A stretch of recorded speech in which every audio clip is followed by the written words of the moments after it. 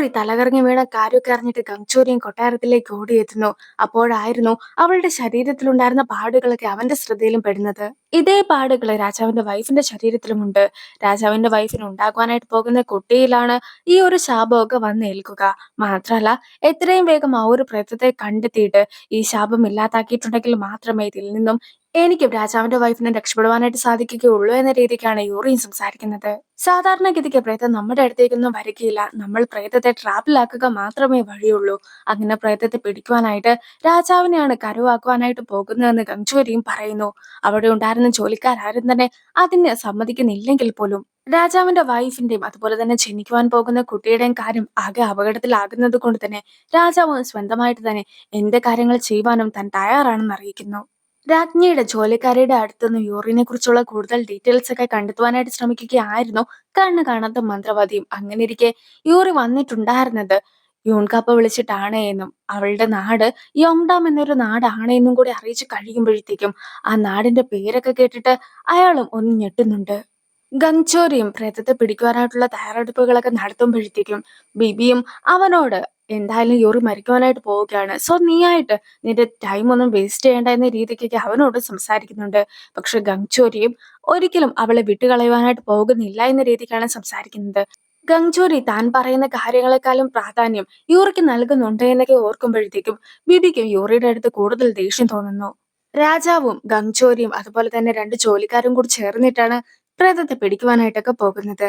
രാജാവിന്റെ കയ്യിൽ നിലവിൽ ഗോസ്റ്റ് പെൻ സ്റ്റോൺ ഉണ്ടല്ലോ, ആ ഒരു സ്റ്റോണൊക്കെ നഷ്ടപ്പെടുത്തിയിട്ടുണ്ടെങ്കിൽ മാത്രമേ പ്രേതം രാജാവിനെ തേടി വരികയുള്ളൂ എന്ന കാര്യം ഗംഗ്ചോരെ അറിയിക്കുമ്പോഴത്തേക്കും പടയാളികളും അതിന് വിസമ്മതിക്കുന്നു. അങ്ങനെ കയ്യിലുള്ള ഗോസ്റ്റ് പെൻ സ്റ്റോണൊക്കെ മാറ്റിവെക്കുകയാണെങ്കിൽ ഒരുപക്ഷെ മറ്റേതെങ്കിലും പ്രേതം വന്നിട്ട് രാജാവിനെ അറ്റാക്ക് ചെയ്യുവാനുള്ള സാധ്യതകൾ കൂടുതലാണെന്നൊക്കെ പടയാളികളും പറയുകയാണ്.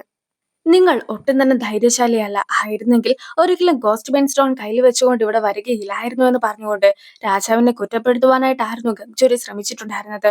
പക്ഷെ രാജാവും തന്റെ വൈഫാണ് തനിക്ക് ഏറ്റവും പ്രധാനപ്പെട്ടതെന്നൊക്കെ പറഞ്ഞുകൊണ്ട് കയ്യിലുണ്ടായിരുന്ന ഗോസ്റ്റ് പെൻ സ്റ്റോൺ അത് പടയാളികളെയും ഏൽപ്പിക്കുന്നു. കൂടാതെ രാജാവിന്റെ അടുത്ത് ഗംഗ്ചോരി ദേഷ്യപ്പെട്ടൊക്കെ സംസാരിച്ചിട്ടുണ്ടായിരുന്നത് കൊണ്ട് തന്നെ ഇപ്പോൾ രാജാവും മറ്റൊരു കാര്യം ഗംഗ്ചോരിനെ അറിയിക്കുകയാണ്. അതായത് ഇത്രയും കാലം യോൺകാപ്പ് എന്ന രീതിക്കായിരുന്നു രാജാവ് ഗംഗ്ചോരിനെ കണ്ടിട്ടുണ്ടായിരുന്നത്. യഥാർത്ഥത്തിൽ യൂൺകാപ്പുമായിട്ട് തനിക്ക് അത്രത്തോളം ആത്മബന്ധം ഉണ്ടായിരുന്നുവെന്നും ഇപ്പോൾ തന്റെ മുമ്പിൽ യൂൺകാപ്പ് നിൽക്കുന്നുണ്ടെങ്കിൽ പോലും അത് യഥാർത്ഥത്തിലുള്ള യൂൺകാപ്പ് അല്ല എന്ന് പറയുമ്പോഴത്തേക്കും തനിക്ക് ഒരുപാട് വിഷമമൊക്കെ തോന്നുന്നുണ്ട് എന്നും അതുകൊണ്ട് തന്നെ ഇപ്പോൾ നീ യൂൺകാപ്പിന്റെ നേരെ ഓപ്പോസിറ്റ് ആയിട്ടുള്ള സ്വഭാവമായിട്ട് തന്റെ മുമ്പിൽ വരുമ്പോഴത്തേക്കും യഥാർത്ഥത്തിൽ കങ്ചോനെ താൻ കൂടുതലായിട്ട് വെറുക്കുകയാണ് എന്നും രാജാവ് അറിയിക്കുന്നു. അത് കേട്ട് കഴിയുമ്പോഴത്തേക്കും നേരത്തെ യൂറി പറഞ്ഞ കാര്യങ്ങളാണ് ഗംഗ്ചോരി ഓർക്കുന്നത്. അതായത് തന്റെ മുമ്പിലായിട്ട് യൂൺകാപ്പ് ഉണ്ടെങ്കിൽ പോലും ഇപ്പോൾ മുമ്പിലുള്ളത് ഗംഗ്ചോരിയാണെന്ന് മനസ്സിലാക്കുമ്പോഴത്തേക്കും ജീവിതത്തിൽ തന്നെ താൻ കണ്ടതിൽ വെച്ച് ഏറ്റവും വലിയൊരു ദുസ്വപ്നമായിട്ടാണ് ഇത് തനിക്ക് തോന്നുന്നതെന്നായിരുന്നു അവൾ പറഞ്ഞത്. സോ യൂറിയും രാജാവും രണ്ടുപേർക്കും വേണ്ടി ഇവൻ ഒരുപാട് കാര്യങ്ങളൊക്കെ ചെയ്തു കൊടുത്തിട്ടുണ്ടെങ്കിലും അവർക്ക് രണ്ടുപേർക്കും ഗംഗ്ചോരിനേക്കാളും ഇഷ്ടം യൂൺകാപ്പിനാണെന്നൊക്കെ മനസ്സിലാക്കുമ്പോഴത്തേക്കും ഗംഗ്ചോരിക്ക് മൊത്തത്തിൽ ദേഷ്യം തോന്നുന്നു. ആ ഒരു ദേഷ്യത്തിൽ ഗംഗ്ചോരിയും രാജാവും തമ്മിൽ അങ്ങോട്ടും ഇങ്ങോട്ടും അടിപിടിയൊക്കെ കൂടുവാനായിട്ട് ശ്രമിക്കുന്നുണ്ടെങ്കിൽ പോലും ഇപ്പോൾ അതല്ലല്ലോ ഏറ്റവും പ്രധാനപ്പെട്ട കാര്യം. യൂറിനെ രാജാവിന്റെ വൈഫിനെ രക്ഷിക്കുക എന്നതാണല്ലോ. സോ ആ ഒരു കാര്യമൊക്കെ ചെയ്യാമെന്ന രീതിക്ക് അവരും സമ്മതിക്കുന്നു. നേരത്തെ എങ്ങനെയായിരുന്നു ആ പ്രേതം യൂറിയുടെ മുഖത്തേക്ക് വെള്ളം ഒഴിച്ചിട്ടുണ്ടായിരുന്നത്, അതേ രീതിക്ക് ഗംഗ്ചോരിയുടെ മുഖത്തേക്ക് വെള്ളം ഒഴിക്കുന്ന ഒരു സ്വപ്നമൊക്കെ കണ്ട് യൂറിയും എണീക്കുന്നു. യൂറിയും കങ്ചോരി എവിടെയാണെന്ന് കിമിന്റെ അടുത്ത് ചോദിക്കുമ്പോഴത്തേക്കും കിമും അവൻ പ്രേതത്തെ പിടിക്കുവാനായിട്ട് രാജാവിന്റെ ഒപ്പം പോയതാണെന്ന് അറിയിക്കുന്നു.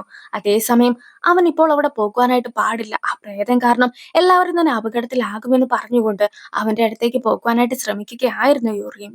പ്രേതത്തിനു വേണ്ടി കാത്തിരിക്കുകയായിരുന്നു ഗംഗ്ചോരിയും രാജാവും. അതിനിടയ്ക്ക് അവർ പരസ്പരം സംസാരിക്കുന്നു. സാധാരണഗതിക്ക് ഒരു രാജാവും തന്റെ വൈഫിന് വേണ്ടിയിട്ട് ഇങ്ങനെ ഒരു കാര്യവും ചെയ്യാറില്ല. നീയാകട്ടെ നിന്റെ സ്വന്തം ലൈഫ് റിസ്കിലാക്കിക്കൊണ്ടാണ് നിന്റെ വൈഫിനെ രക്ഷിക്കുവാനായിട്ട് ഇവിടെ എത്തിയിട്ടുള്ളത്.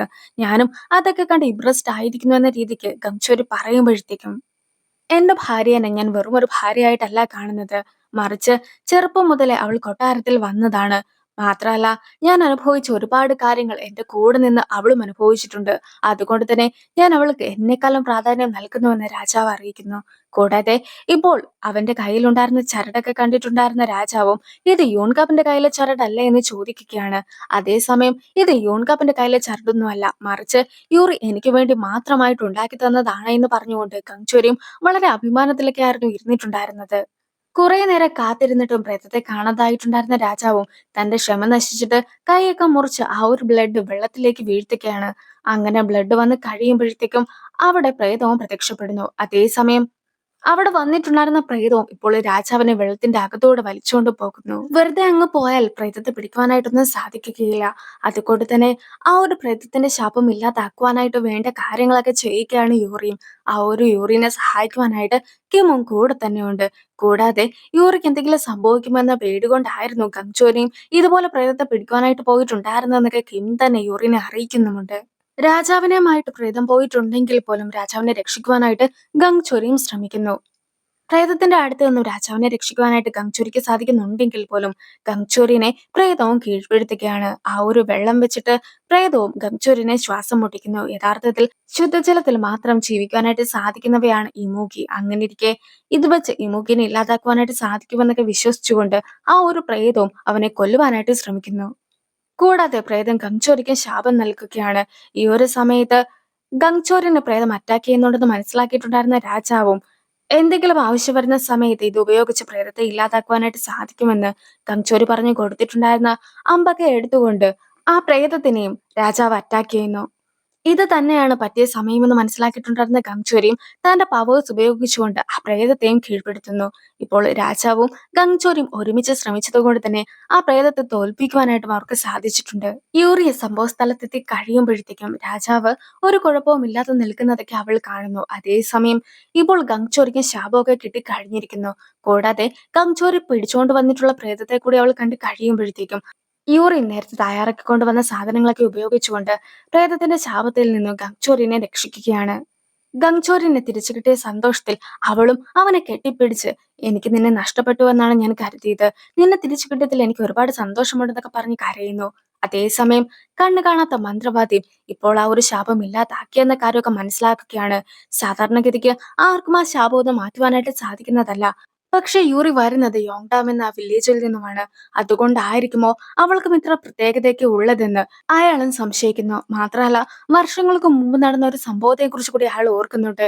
ഈ ഒരു സമയത്ത് അവസാനമായിട്ട് യൂറിയുടെ മുത്തശ്ശി മന്ത്രവാദമൊക്കെ ചെയ്ത സമയത്ത് അതേ സ്ഥലത്ത് തന്നെ കണ്ണു കാണാത്ത ഈ മന്ത്രവാദിയും അയാളുടെ കൂടെയുള്ള ആളും ഉണ്ടായിരുന്നു.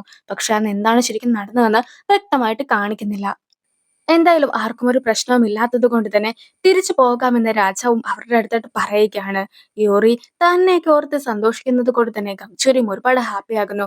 കൂടാതെ ഈ ഒരു സംഭവങ്ങളെല്ലാം തന്നെ കണ്ടു നിന്നിട്ടുണ്ടായിരുന്ന ബിബിക്ക് യൂറിയുടെയും ഗംഗ്ചോരിയുടെയും റിലേഷൻഷിപ്പിന്റെ ഇടയ്ക്ക് എന്തോ ഒരു പ്രശ്നമൊക്കെ തോന്നുകയാണ്. രാജാവ് കൊട്ടാരത്തിലെത്തി തന്റെ വൈഫ് ഇപ്പോൾ ഓക്കെ ആണെന്നൊക്കെ മനസ്സിലാക്കുമ്പോഴത്തേക്കും ഒരുപാട് സന്തോഷിക്കുകയാണ്. കൂടാതെ വൈഫും ഇപ്പോൾ ഉള്ളിലുള്ള കുട്ടിക്കും ഒരു പ്രശ്നവും ഇല്ല എന്നൊക്കെ രാജാവിനെയും അറിയിക്കുന്നു. അപ്പോൾ ആ ഒരു സീനോട് കൂടി ഈ ഒരു വീഡിയോ അവസാനിക്കുന്നു. അടുത്തൊരു വീഡിയോ ആയിട്ട് ഇത്രയും വേഗം കാണാം. ബൈ.